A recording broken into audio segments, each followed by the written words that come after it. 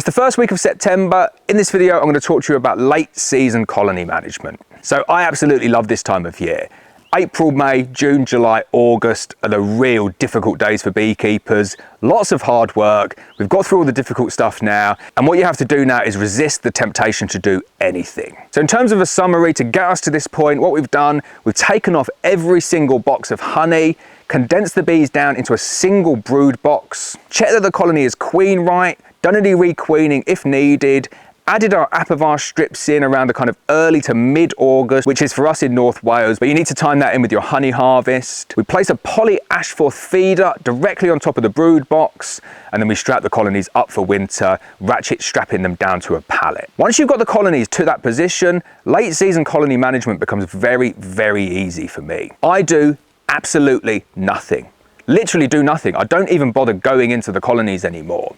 And it's not a case of I don't want to go in and see how they're getting on, but I feel that going in at this point of the year, you're doing way more damage than any good that you can do. You've checked that they're queen right, you've replaced any dodgy queens, you've given them their mite treatment, you've given them an initial feed to make sure that they've got sufficient stores to get them through, you've placed the poly ash forth feeder into position, you've strapped everything down, and what the bees will be doing at this point is they'll be going out, doing some last minute foraging, they'll be rearing all of their winter bees maybe over the next 6 weeks or so. But the other big thing that they're doing at this point is they're properlizing down the beehive, getting rid of any drafts, making it really nice and watertight and draft proof and secure for winter. If you keep on going in at this point of the year, cracking it open, you're really damaging those seals, and those seals do take quite a while for the bees to put them together. You're also risking at this point of the year squishing your queen, and it is very, very easy to squish your queen at this point of the year because you've added in quite a lot of congestion into that colony. So if you've taken a colony of bees that's on, say, a national 14 by 12 brood box and then 6 supers,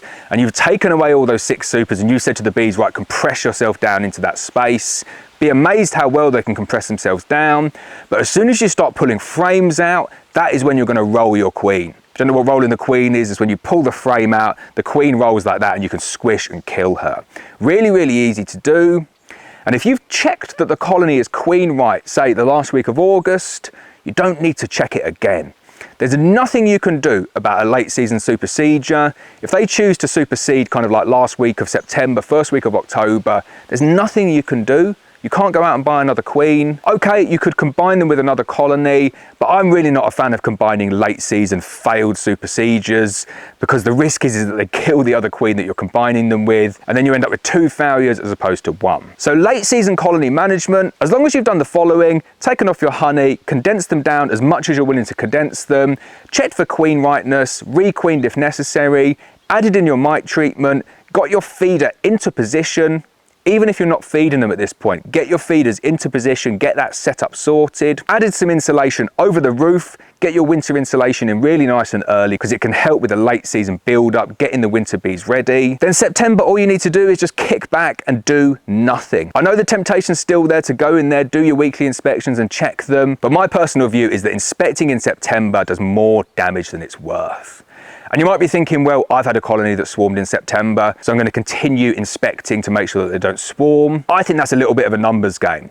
We've still got around 100 colonies. I know we're trying to get the numbers down, but we're failing massively at that. Still got around 100 colonies, and we go into winter with maybe 100, 150 colonies. And I cannot remember the last time that I lost a swarm in September. And I know that because going into winter, they've got marked queens. So if I go into spring and I've not got a marked queen anymore, I know either the colony's swarmed or they've superseded. I can't remember that happening in the last 5 years. So I'm pretty confident with where I live, the bees aren't going to swarm in September. And I'd say that any ones that do, it is an outlier as opposed to the norm. So it's great. Late season colony management, you really don't have to do anything. Do the hard work back end of August, get that honey harvest off, get them treated, make sure they're queen right, get them set up, and go and do some of the things that you've failed to do throughout the season because you've just been so busy.